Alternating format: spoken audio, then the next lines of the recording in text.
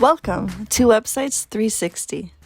Our goal is to provide you with the necessary information so that you're able to make updates to your website all on your own. In this video, we'll be covering the basics of the platform, as well as talking about the different features and navigations. Before we begin, you'll notice that all of the main controls are towards the top of the page. We like to call this the navigation bar. This is the main way to navigate around the platform. Now let's get started. When you first log in, you are automatically directed to your dashboard. The dashboard is where you'll find information about your support package, as well as find ways to contact our support team. You'll see the support team email, a link to our online knowledge base with step-by-step article instructions and videos, as well as the support team's hours of operation. Beneath the Getting Started box, you'll see quick links that help you easily and quickly get started with managing your website. On the final box, you'll see your site status, as well as your package information. This box will show you the last time your website was published, and if you have any changes that are saved and ready to go live. Up in the top left corner, you'll also see the phrase Active Site along with the name of your website. Double check here if you have more than one website to make sure you are working in the appropriate website. Next, we'll head into the Settings area. Click on the gear icon in the top gray navigation bar to get to the settings of your specific website. The first page that loads once you click on the gear icon is your business profile. Here, you'll want to fill out your necessary basic information, such as business info, address, contact information, hours of operation, as well as your social media accounts. The next tab we'll dive into will be the Domains tab. This is the area you want to add in your domains to help sync it to the website you have on iHeart Site Builder.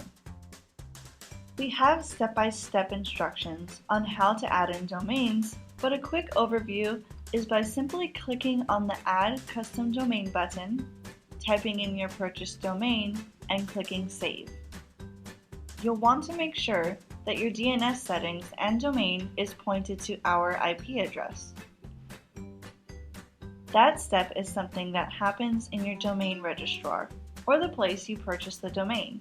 So you'll want to reach out to them if you have any issues with changing your DNS settings. The next tab we'll go into is the Users and Roles tab. This area of the platform is where you'll want to invite people to help maintain and add to the website. Simply click on the green Add User button and enter in the user's email address.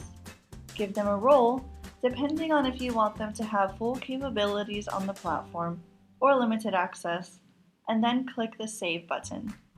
This will prompt an email that will be sent to the email address you entered in, asking that person to create an account and get started working on your website. The next tab will be the Apps tab.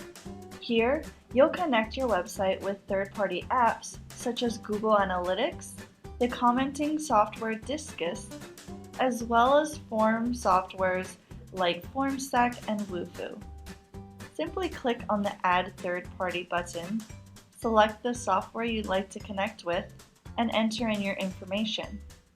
Once you click Save or Add, our platform will begin the API connection and begin the interaction between those softwares and your website. You'll then be able to add those connections to your website via content blocks on the pages, which we'll get into a little bit later. The last tab I'll be covering is the SEO tab. Here, you'll be able to enter in some website information to help organize and influence your website's SEO. Be sure to fill in all of this information to help with your sitemap. The rest of the tabs in the settings are advanced tools for website performance. You will rarely need to use them, but if you do have questions about their capabilities, feel free to reach out to our support team for insight. The next part of the platform we'll dive into is the Content tab. This is where you'll change the content of your website. Anytime you need to add material to your website or modify the material, this is where you'll want to do it. As soon as you click on the Content tool, you'll see your list of pages. The pages make up your main navigation menu, with the top being the item furthest to the left. So when you add and rearrange your pages, you'll also be modifying the navigation menu on your website. To add a page, click on the green Add New Pages button at the top of the list. A pop-up window will appear with page types to choose from. These page types will help you out and automatically load content blocks relevant to the page type you are looking to add. For example, adding a contact page will automatically load the address and phone content blocks onto the page. On the right, you'll see an area for global content. This is where you'll want to access your footer or sidebar. These are considered global content areas because if they are visible on your website, they will be visible on every single page. Simply click on the blue button to drill into it.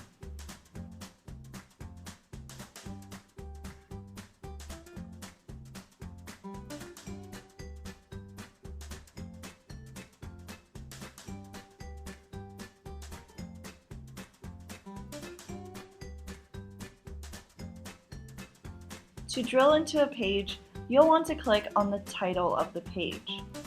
On the next page that loads, you'll see all of the content blocks. You'll want to note that the order of content blocks you see on the page is the same order of the content within your design panel and your website. Changing the order of the content blocks on the back end will directly change the order of your content on your website.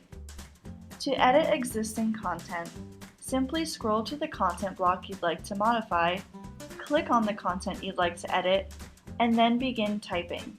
Be sure you wait until you see a blue check mark so that you know the information has been saved. In between the content blocks, you'll notice a green plus sign. If you need to add new content, simply click on the plus sign and select the tile of the content block you'd like to add. The block will populate empty, and you'll want to begin entering your information.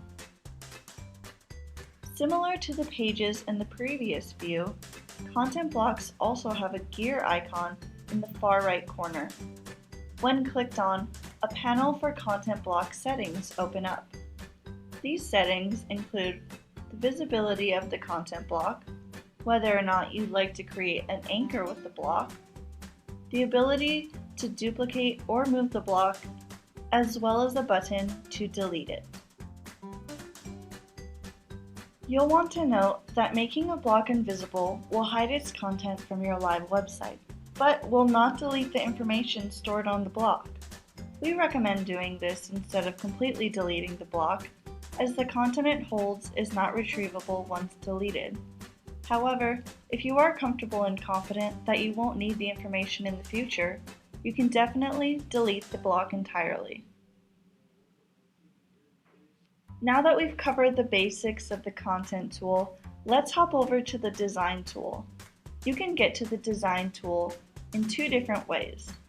The first would be by clicking on the Design tab in the main gray navigation bar. The second would be by scrolling up to the top of the page you are currently working in and selecting the blue Design This Page button. This button will load whichever page you are currently editing in the Design tool and works as a quick way to jump between the two tools. Once you are in the Design panel, you'll see a preview version of your website.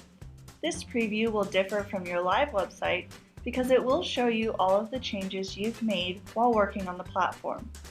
To the right of the website preview, you'll see the Design Options panel. On the right-hand side with the Design settings, there are two tabs. One is titled Site-Wide, and the other is titled Page. The Site-Wide tab houses any changes that would be made across the entire website. This includes button stylizing, font types, navigation design settings, website background information, as well as your website layout. The Page tab houses more specific design tools that apply only for the page you are currently working on. This can include your image gallery settings, text alignment for a certain text box, as well as page title settings. While on the Page tab, you'll notice that there is a button called Background and another gear icon. This will open up background and other page settings, such as the padding and header, footer, and navigation capabilities for that specific page. These settings will only affect the page you are currently working on. A quick way to open up the design settings for a particular content block is to click on it. The design panel will automatically load the design settings available. Another way would be to click on the Page tab and then select the name of the content block that you'd like to modify. Anytime you make a change that you'd like to keep, be sure to click the green Save button at the bottom of the page before moving to another part of the platform or publishing. Our platform also gives users the option to check out their website on different devices before publishing. The 5 icons above the website preview each signify a different device, from mobile devices to tablets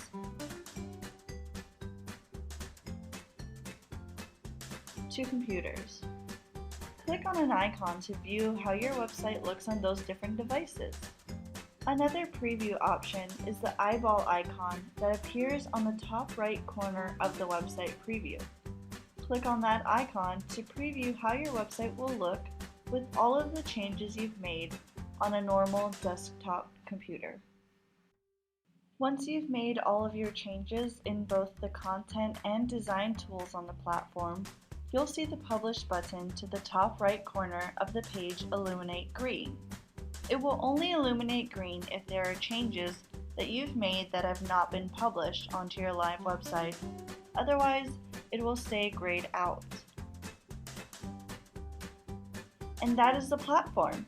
We hope after this video you feel confident and empowered enough to modify your website with ease. If you do have any more questions about things that weren't covered in this tutorial, please don't hesitate to reach out to our support team.